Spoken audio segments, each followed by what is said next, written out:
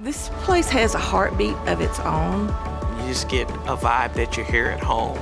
It's given me opportunities that I never thought I'd have. That atmosphere is infectious. It's a magic little place in the mountains. Made with the state fruit of North Carolina, Mighty Muscadine offers a line of superfruit supplements and juices made from the muscadine grape, including the cellular health antioxidant beverage, Vinetastic. More at mightymuscadine.com. West Virginia, where the mountains don't just rise, they breathe. A land of rugged peaks and winding rivers that cradle communities full of grit and grace.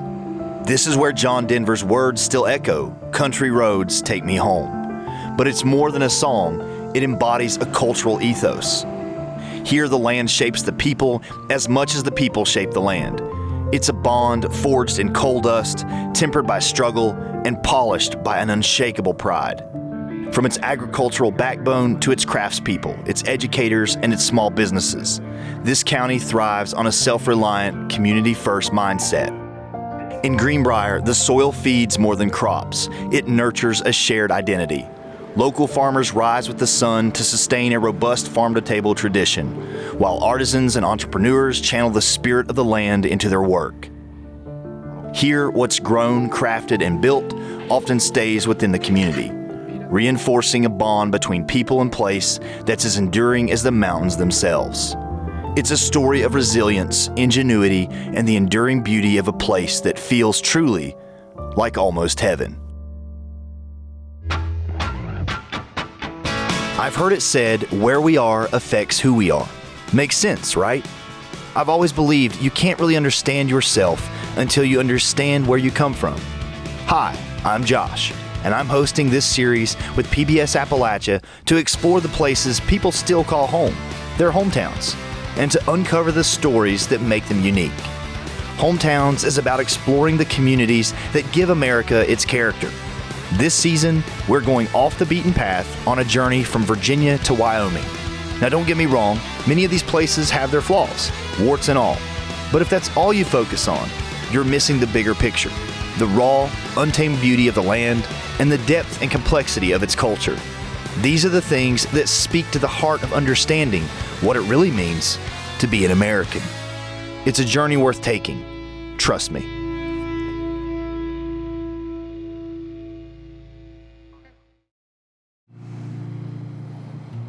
To really get what this place is all about, you've got to meet the people who live it. And the first stop on this journey? Mountain Steer Meat Company. Here, Frank Ford is co-owner, butcher, and as much a part of these hills as the rock and the dirt. This guy's got the kind of spirit you only get from being born and raised in West Virginia. He doesn't ask permission, he just does it. And if you try to get in his way, he'll find another damn way. So Greenbrier County and mainly Lewisburg is a super, they like to focus on local food, like local businesses, small businesses, farm to table stuff, because Greenbrier County, just on the cattle side, we have the most cattle in the state. So super high population of cattle, a lot of farm ground, a lot of farmers, like generational farmers or first year farmers that have greenhouses, they have sheep, they have all these things that the restaurants in Lewisburg can take advantage of that a big city in New York doesn't have. They don't have a greenhouse lady down the road that they can pick carrots or spinach from fresh. They have to buy it from somewhere else. So it's a pretty cool, little local food community to where everybody kind of benefits off of each other. We started in 2020. Great time to start a business. Really stupid time to do a business, but COVID actually allowed us to start our business because the local grocery store that we're still doing business with now, they couldn't get beef because of the supply chain issues. So our buddy, who's one of the owners at the grocery store, he calls us up. We're the cattle farmers, we're the cattle guys. Can you get us beef for the grocery store? So Jamie and I, my business partner, we looked at each other and said, why not? We'll try it one time, see if it works. We did it. Never stopped supplying them with local beef since that day. We've been working out of the back of grocery stores, worked out of the back of a refrigerator truck for like a year and a half. Okay. So we started from ground zero.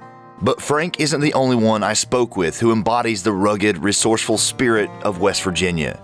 Meet Josh Bennett, founding owner and CEO of Hawk Knob Appalachian Cidery, a man who knows a thing or two about honoring tradition while forging his own path. Josh grew up on the border of Virginia and West Virginia, in the heart of the Allegheny Highlands, where the measure of age wasn't just birthdays, but the ability to chop wood, make hay, and of course, craft hard cider. Well, a lot of people don't realize pre-Prohibition, cider was the #1 consumed beverage in the United States, actually. And when Prohibition came along, they actually took out a lot of the apple orchards. There's that old saying, an apple a day keeps the doctor away. That was coined by Liberty Hyde Bailey, the father of American horticulture, as an effort to get them to stop cutting down the orchards, actually. Okay. But after Prohibition, there was, not a lot of cider being made in the rest of the states, but up in Appalachia, a little farther outside Uncle Sam's eye, we just kind of kept the tradition alive. And so where I grew up, people have been making hard cider since early 1800s, something like that. And so I've kind of been making it in the same fashion ever since. How do you go from just carrying on a tradition of making hard cider to saying, hey, I'm going to do, Hawk Knob Appalachian hard cider? Like, how do you go from that to this? I don't know. I think maybe because I'm just stubborn, but I was dead set on when I got out of college, I wanted to get back to doing something agrarian, living on the farm and planting orchards and raising apples was kind of part of that, and it tied into keeping that tradition of cider making alive. So, and also at the time, cider was that's when it first started coming back in the States and really growing as an industry. And so there wasn't a whole lot of it going on in West Virginia yet at the time either. So Hawk Knob was the first commercial cidery in the state. I have a deep focus on sourcing all of my apples and all of my raw materials as locally as I can source them. And so to do that, it means we're going to grind them and press them ourselves, and which kind of, you can see in the end product, makes a different quality cider. It sure does. It sure does. I mean, it just tastes different. It's like when you eat a fresh tomato right out of the garden, you can just tell. No, you can't beat it. We're here in the Greenbrier Valley. It's almost like there's a network of entrepreneurs that go out of their way to help support one another. And the local restaurants are sourcing from the local beef suppliers, and I mean, our restaurant here, we're sourcing everything from local bakers, local butcher shops, etc. And it is pretty unique because there's a lot of community support amongst one another, amongst the other business owners, and just kind of trying to bring the whole thing up together, so to speak. We're slowly becoming a 100% vertically integrated company, from raising them as calves to backgrounding them on grass to get stocker weight, putting them on a feedlot, feeding them up to finish weight. It's like 1,500 pounds. And then we slaughter, we process, and we distribute. So it's a whole thing that we have control over. But everyone says farming is mainly like loving what you do. It's not about being profitable in your business. It's kind of gotten twisted to just being a lifestyle, which it is. But why not have a lifestyle and also get return from your investment? Absolutely, man. So absolutely. We were pretty blessed with some angel investors that they saw what we were doing. They saw that we were a couple young farmers, wanted to start something new in our area. And I hate the saying, but you gotta spend money to make money. And it's true, it's very true. I mean, we invested a lot into this. We invested our lives into this. So we're putting our lives into it after. We're making sure that it works. We're taking it and running with it. I think it's very much characteristic of what it means to be a West Virginian. I think what you find is a lot of what the outside world thinks about this state is from something they read or as it was defined by a set of outside eyes looking in. And very rarely is anybody on the ground here that actually has experienced it or understands it for what it actually is. If you're here, then you're part of this community, and people are going to watch out for you. And I think that even applies to the business world here amongst other entrepreneurs. And despite what anybody thinks about us from the outside, we're building our communities and we're living a pretty good life, and I don't think you're going to find a more capable and caring people in your travels, you know? So people really look out for one another, and that means a lot. Lewisburg. It's been called the coolest small town in America.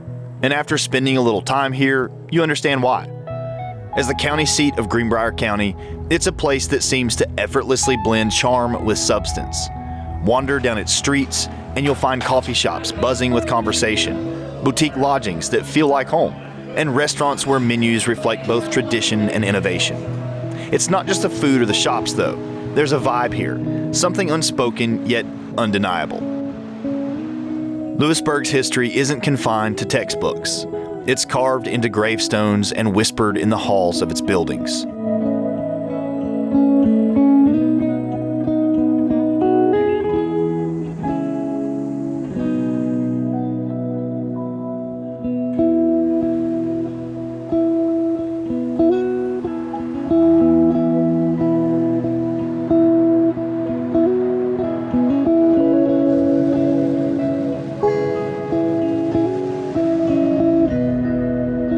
Lewisburg doesn't hide from its past. Instead, it embraces it, with all its contradictions and complexities. As I walked its streets, I was struck by the balance this town strikes between honoring history and fostering progress. From the Greenbrier College for Women to one of the world's largest active Carnegie Halls, Lewisburg is a place where culture thrives alongside memory.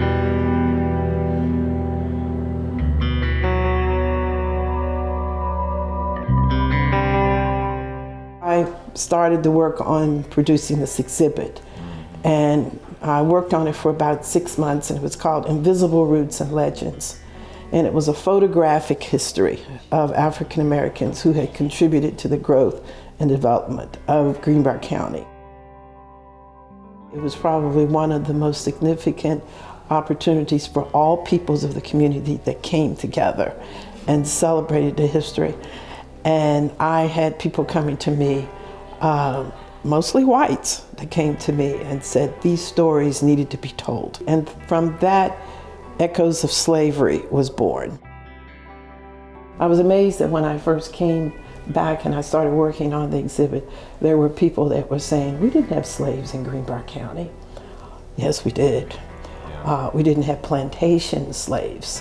You know, when people thought of slavery, they always thought of, you know, the large plantations, the cotton plantations. Right, the Deep South. The Deep South. Lewisburg had a lot of house slaves. You know, it was a status thing.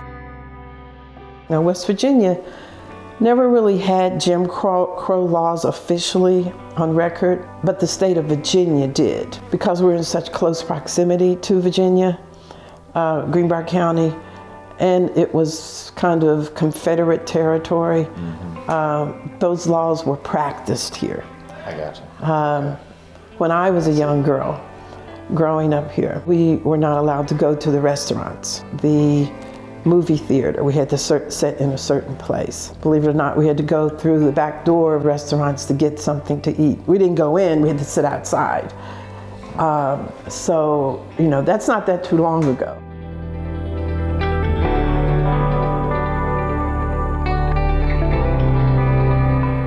Families were coming to me and saying these stories needed to be told. Yeah. In some ways, I think when we do things like this, it helps people with some of the guilt that they may have, and generational guilt. Okay. Okay. That goes from generation to generation in families, and until you do things like this to educate people about the history, so that hopefully the young people and even the older people can see what the real message is and what really happened in history. We're not meant to push back on people or to make people insecure, you know, because that's what's going on now as far as wanting to take history out of the classroom. Right. But we're here to just point out the facts. This is what happened in our history. If there's one lesson to take from this town, it's that our stories matter. The good, the bad, and the in-between. We don't build a better future by erasing the past. We do it by learning from it. And maybe, just maybe, if we approach each other with kindness and curiosity, we can create something truly extraordinary.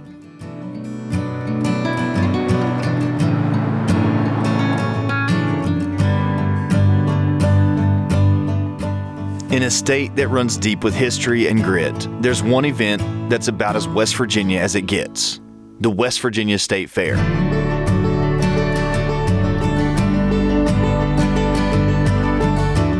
And 2025 marks a milestone, 100 years of bringing people together.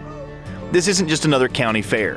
This is where the past meets the present, where old traditions clash with new, and where the essence of this place comes to life. For 100 years, this fair has been a snapshot of what it means to be from here, hardworking, unapologetically real, and fiercely proud.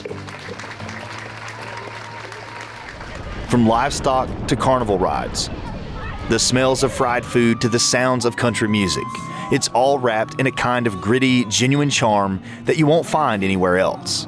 The West Virginia State Fair isn't some shiny, polished event for tourists. It's the soul of the state on display.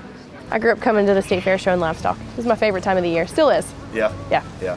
I feel like as a kid, you spend half your time trying to get out of your small town, and the day I got out, I wanted to come back home. So went to college for 6 years, got a graduate and postgraduate degree, and worked out of town for about a year and saw a job open up at the state fair, and I knew that I had to take it. I remember I was like 13 years old, and I'd always been at the fair showing livestock, and my dad and I were sitting just outside the sheep barn and having a conversation about how the week had gone. And I mean, I remember the exact location that we were sitting, and I told him, I said, you know, Dad, I think I want to run the state fair one day. And so to be able to get to do that now and look back on that moment is something, it's so special to me. Yeah. Now you really do. Yep. That's crazy. And it's fun. I mean, who gets to do this for a living? It's a blast. For the state as a whole, like, this is a pretty big deal, right? It is. You know, we're coming up on our 100th anniversary, so the fact that we've made it 100 years, you know, it started as the Greenbrier Valley Fair in 1921, and it was a group of farmers that got together that they were so proud of their community. They wanted to showcase their agriculture and the homemade products that were made in town, and spur the local economy, but it was really the agriculture and the community pride that started the state fair. And while we're still here, I mean, we wouldn't be here without the community. It's, you know, for me, it's so special to be able to give back to the community that helped raise me. Our state fair, it's a 10-day event. We start about the second week of August each year. And it's, you know, a celebration of our agriculture, but of course we've got carnival rides, we've got musical entertainment, we've got free entertainment, shopping. It's a chance for our local artisans to showcase and sell their products too. We average about 165 to 185,000 people a year. That's a lot of people.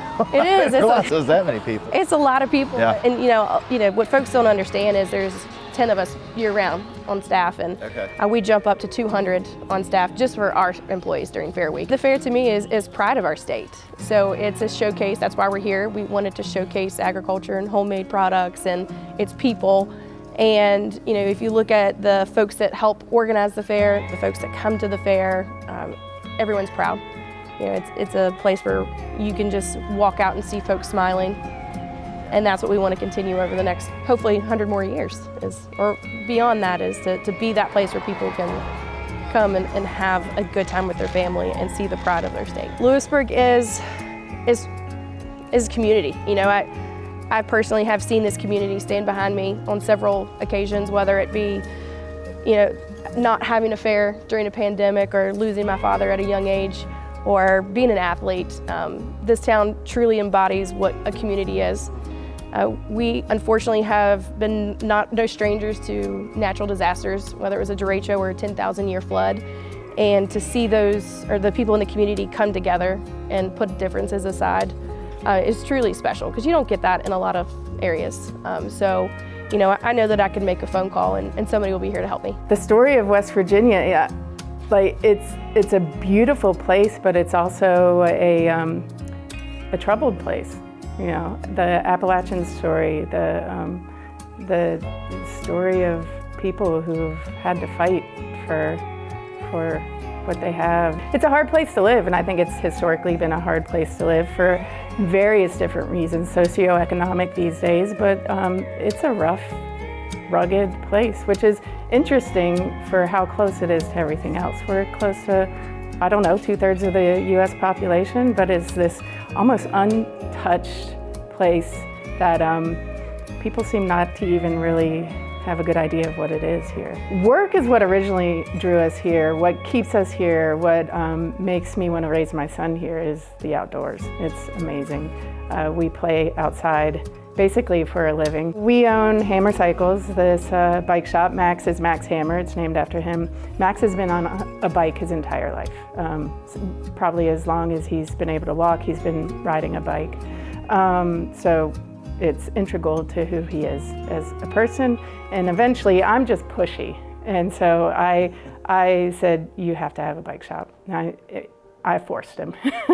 Downtown Lewisburg has shifted a lot in the time I've been here. It's become a really cool place to visit. The shops, the vibe, the feeling of community that is unlike any place I've ever lived, and I've lived a lot of places. That's what's unique about Lewisburg. What keeps us here is the land and the potential for what's possible here. We're really in a trail desert, but we've been doing a ton of work over the last 5 years or so developing trails, making this a place where people can experience the outdoors. And right now, the trail experience here is intense. There is a huge barrier to entry for people getting into mountain biking because our trails go straight up a mountain. It's intense. There's a reason the World Cup keeps coming to snowshoe. It's crazy terrain. So we're trying to put in purpose-built trails that zigzag and do fun stuff up and down these amazing mountains we have. We do a lot of community rides. We lead a lot of rides. Okay. Wednesday nights are church for us, out on the trail, dirt church. Lewisburg is community, for sure. The friends we have here are it's kind of hard to believe the closeness of this community, how tight-knit it is, but welcoming at the same time. Greenbrier County is where my family has come from, grew up. My parents, parents, my great-great-grandparents were always here. It's still home. It's still family. The beautiful mountains that makes me feel like I'm home.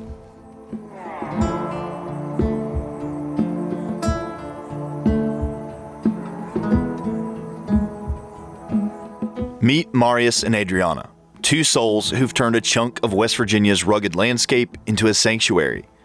They're the masterminds behind Pomona Salt Cave and Spa, a place that feels like it was pulled straight out of a dream.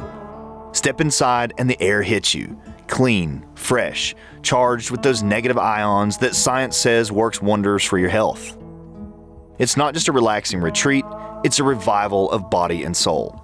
Every breath you take in this place feels like a reset.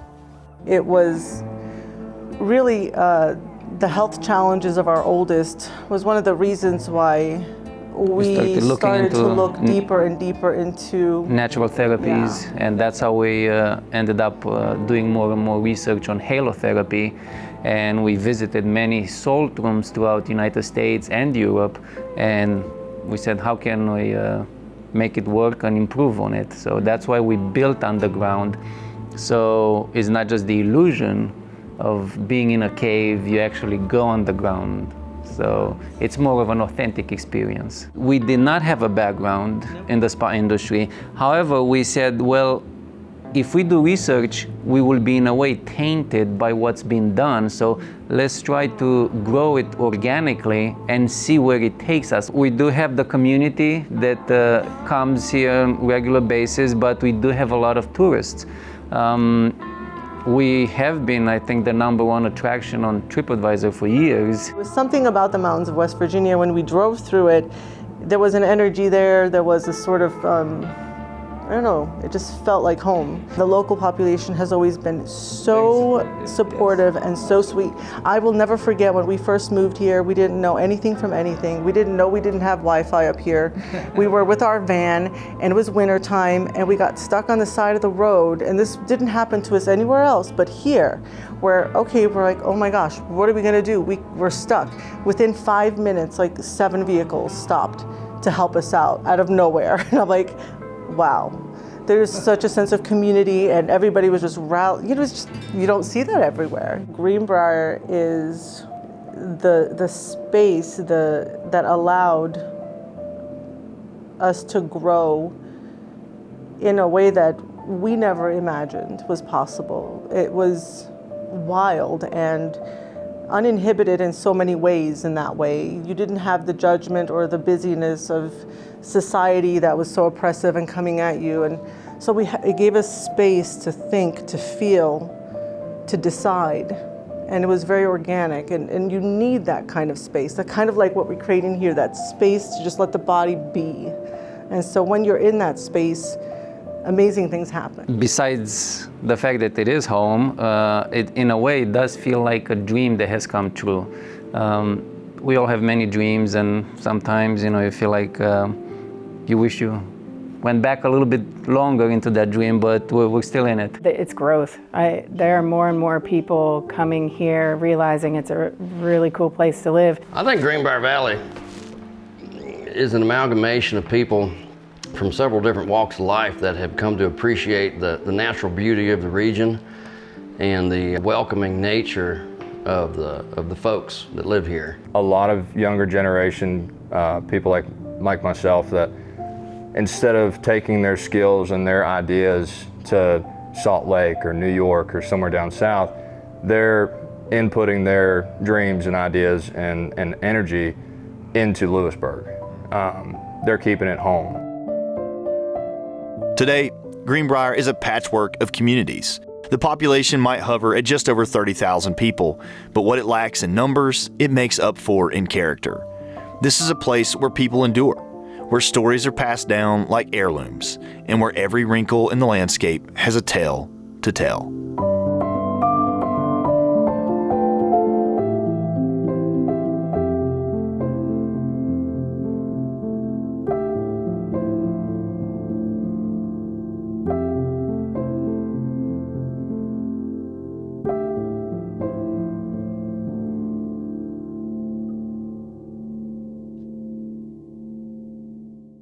This place has a heartbeat of its own. You just get a vibe that you're here at home.